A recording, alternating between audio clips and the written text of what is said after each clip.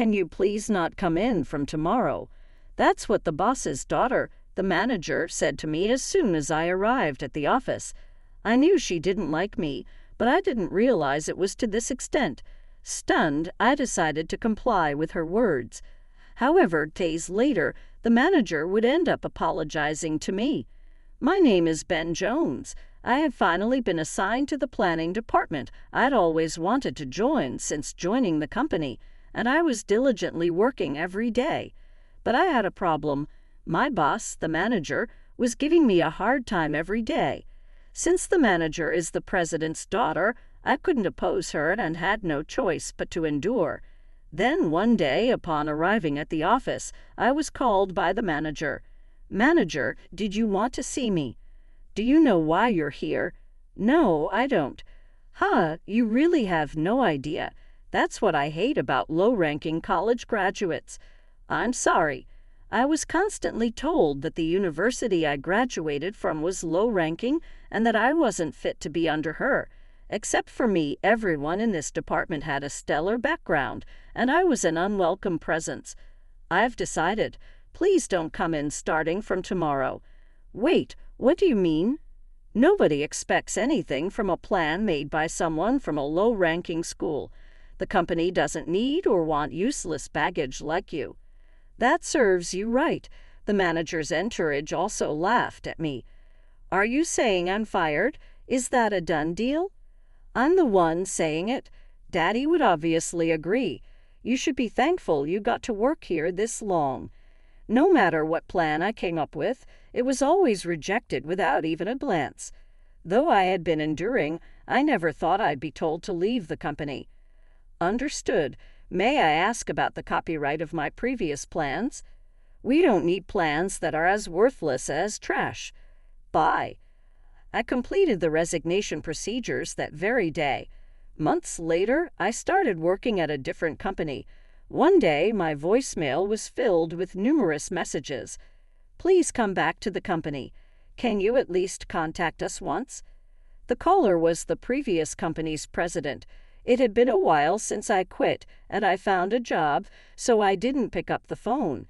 However, after repeated calls, which started affecting my work, I reluctantly decided to call back. As soon as I made the call, the president answered. "Ben, why did you leave the company?" "The manager told me to quit." "That must have been a misunderstanding. Please come back. We're in trouble without you here." The president seemed very flustered. Unlike the manager, the president had always valued me. However, he had turned a blind eye to the harassment I endured. I couldn't see myself wanting to return to such a company. "I am no longer associated with that company." I said that, intending to hang up the phone. "We can sort this out if we talk. I'll bring my daughter along next time so we can discuss this." The president said that before I hung up without responding. Later, when I arrived at work, I was told I had visitors. Thinking it couldn't be, I headed to the reception room, and there they were, the former company's president and the manager. "President, you really came? And how do you know I'm working at this company?" "The company I currently work for is a rival of my previous one." "Hey, Ben, I used my connections to find you. For now, just take a seat." Reluctantly, I sat down, making eye contact with the manager, wondering if she truly came to apologize. She suddenly slammed her hand on the table. "This makes no sense. Why should I have to come all this way for someone like him? If you want to talk, you should be the one coming to me." Far from apologizing, she was yelling at me. "I don't really have anything to say.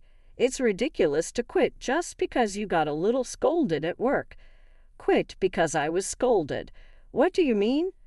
"I gave advice on your plan, but you didn't want to take it, so you quit. That's not how a professional behaves." I couldn't comprehend what the manager was saying. "That's not how it happened. I was suddenly told not to come to the company." "You think just because I'm the president's daughter, I got my position through connections, and you don't want to take advice from me?" The manager kept spouting nonsense without caring about what I had to say. "Wait, that's not true. You never even looked at my plans." Dad, I've been enduring until now, but I can't anymore. He always looked down on me because I'm a woman." The manager ignored my words and acted as if she was seeking comfort from the president. "My daughter was treated like that. None of that is true." "So you're saying her crying is a lie? I'm disappointed, Ben. I didn't think you were that kind of person." Hearing the president's words, the manager glanced at me and smirked. "Moreover, it's outrageous to get reemployed by a rival company. I really wanted to continue working in the same field. That's why I made the difficult decision to join this company. That was the truth. Even after joining the planning department I aspired for, I was completely ignored by the manager and never got the chance to prove my capabilities. I couldn't bring myself to leave this industry, and my current company welcomed me." "You must have sold our company's information to get this job, right? Why else would they hire someone as incompetent as you?" "I did no such thing. I've maintained confidentiality, and this company never asked me for any information. People can say anything. In fact, our company has—" "Stop! Don't say another word," the president hastily interrupted. The manager was about to say something they didn't want me to hear. "Humph! Such a useless person. This company should fire him. A low-rank individual only brings shame. If Ben apologizes, I might consider taking him back. I'll even reassign him to the planning department he wishes for." "No, we don't need someone like him. Just bear with it and continue as usual. We'll manage. Then I want a raise." The two of them continued discussing without any regard for my opinion. I've repeatedly expressed my unwillingness to return. Yet why am I being told to apologize and be forgiven? I was so frustrated by being treated like a fool that I was trembling. The manager noticed that. "Ben, are you crying with joy? It figures. Low-ranked individuals really can't help themselves. You really are a kind soul, aren't you? Taking someone like him back is nothing short of generous. Just make sure you don't irritate me too much. Make sure you listen to your boss, okay? I'll sort things out with this company." "I have no intention of leaving this company. You still don't get it. I'm offering to take care of you before you get fired for incompetence. You really are clueless. That's the way it is, but don't quit over a little scolding." The president and the manager mocked me. "Mr. President, if I may be so bold, the manager is lying," I said, despite all that had been said before. "What? After all we've been saying, you're taking this attitude." "I'm not lying," the manager retorted. "That's quite the accusation. Do you have any evidence to back that up?" the president asked. "Yes, I prepared this just in case," I said, taking a voice recorder out of my bag. I had recorded not only the day the manager told me to leave, but also any other occasions when she had said something unreasonable. "What, you've been recording me?" the manager exclaimed. At the sight of the voice recorder, she visibly panicked. "Dad, we don't need to listen to this.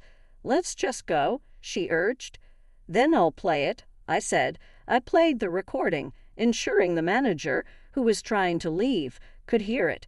The recording clearly captured the manager's voice telling me not to come to the company. "What's the meaning of this? My daughter was lying," the president exclaimed. "It's a lie." I went on to reveal all the unfair treatment I had received from the manager. The recording included the sound of my proposal being torn up, the manager and her aunt bad-mouthing me during work hours, and a crucial exchange where I asked why my proposals were never reviewed, and she replied, "They're from a low-ranked individual like you. Your ideas are as expected." It was undeniable proof that the manager had been lying. "By the way, this is the proposal that the manager tore up," I said, handing a freshly printed proposal to the president. He took it, visibly shaken, and started reading. "No way, it's the plan for the hit product this company is currently selling," he exclaimed. This was a project I had put my heart and soul into, hoping to get the manager's approval. But all my efforts were in vain. The proposal was torn up without even being read. I explained. "Why did you reject this proposal?" "You didn't even look at it." The president confronted the manager. Well, his proposals were always so pathetic. I thought there was no need to read them. It's his fault for always behaving badly, she replied. By the way, I submitted several other proposals like this, but none were ever reviewed, I said, handing another set of documents to the president. Most of them were products that had been developed since I moved to my current company, I added. So it's all true. This too. These were Ben's plans? The president asked. Yes, I worked hard hoping to be recognized by the manager, but not once did she look at my proposals, I confirmed. Why would you do something so foolish? I'm not the one at fault here, the manager interjected. Wait, these plans were all developed by this company, right? That's a violation of copyright law. What are you going to do about that? The president asked. Indeed, if we sue, we'll win, right? He continued, regaining his composure. The manager looked at me as if to say she'd gotten the upper hand, but I wasn't done yet. Manager, don't you remember when I left, you promised to transfer all the copyrights of my projects to me, didn't you? I never said that. I don't remember, the manager stammered. You're probably going to say you recorded it, right? What's the point of such verbal agreement evidence? She added. No, it's not just that. I got it in writing with your signature, I said, showing a piece of paper to the manager. It clearly stated that the copyrights belonged to me, acknowledged and signed by her. What? I don't remember signing this. The manager seemed quite flustered upon seeing the document. When I submitted my resignation paperwork, I included this document and got your signature on all the papers, I explained. That's sneaky, making me sign something hidden, the manager accused. It wasn't hidden. Didn't you even read the documents you were signing? I retorted. Oh no, the manager's face turned pale. As this document states, I hold all the copyrights. I see, I understand. It seems my daughter was really in the wrong, the president concluded. Don't say such terrible things. Shut up, the manager snapped at him. Do you have any idea how much profit you've cost us, Ben? No, Mr. Jones, won't you please consider coming back to our company? I promise to offer you a higher position than before, a better one than your current company can provide, the president pleaded. What about me then? You were not ready for the manager position. Start from the beginning again, he added, making the manager crumble. But such things no longer mattered to me. The president was desperately trying to win me over. So what do you say? Have you changed your mind about returning? There's no one left to give you a hard time anymore, you know. The president pressed me for an answer, his eyes gleaming. Wanting to leave this situation, I asked the president a question. There's something I want to ask. Sure, ask me anything, he replied. It hasn't been long since I left your company, so why are you so desperate to bring me back now? I inquired. Well, the president's voice suddenly faded. We've been very busy. Recently, I thought about addressing it sooner, but I couldn't find the time. Sorry I didn't miss the president's eyes darting around as he made excuses. Is that so? Because it seemed like you were mostly playing golf when I was working there. That was necessary for business networking. If you want, I can take you with me from now on. No, that's all right. Feel free to reach out anytime. You're going to be our star player from now on. The president kept talking as if my return to the company was a foregone conclusion. Though he was making concessions, I felt the pressure of don't go against the president. There must be a reason you want me back in the company so badly. Reason? It's nothing grand. I just want to make things right for you, especially since my daughter caused you trouble. The president seemed to be dodging the issue with smooth talk, but I knew the president's real motive, making this all a futile effort. Our company's performance has been growing, and your company has started to stagnate right after I joined. The products I planned hit the market successfully, skyrocketing sales and rapidly increasing the company's reputation. I even got interviewed on TV as the planner. Compared to this thriving company, the president's company's performance had been lackluster. Being a traditional company, it failed to incorporate anything new and lacked buzz. Once seen as rivals, the difference between the two companies is now like night and day. Did you see me on TV? Is that why you hastily contacted me? Well, what was it again? Didn't you realize I had left, or that your company's performance wasn't growing until you saw me on TV? I had a lot I wanted to say. Why did he ignore the harassment I was receiving? Why didn't he inquire when I had to leave abruptly for an unreasonable reason? But conveying that to the president now meant nothing. There's no need for me to be involved anymore. Did you think I was unaware of everything? You're a spiteful person. Yes, our company is in a pinch. If you know that, come back quickly. I have no intention of leaving this company. Are you defying me? I was the one who transferred you, a low-ranked college graduate, to the planning department. Are you repaying my kindness with betrayal? I am grateful for being placed in the planning department and offered many ideas and responses. However, it was the president's kin who refused to accept them. How dare you speak to me like that? As the president raised his voice, the door to the reception room opened. Barb Ben has been of great service to us, boss. We're in the middle of something. I can't have you entering unannounced. With all due respect, it's also a nuisance for our company when you come without an appointment, occupy the reception room, and tie up our valuable employee. A person of your level shouldn't be so arrogant. Who do you think I am? My apologies. May I offer you my business card? My boss said that and presented a business card to the president. The president snatched the business card, and his face turned pale as he read it. My father is busy, so I came in his stead. I will be serving as the CEO from next year.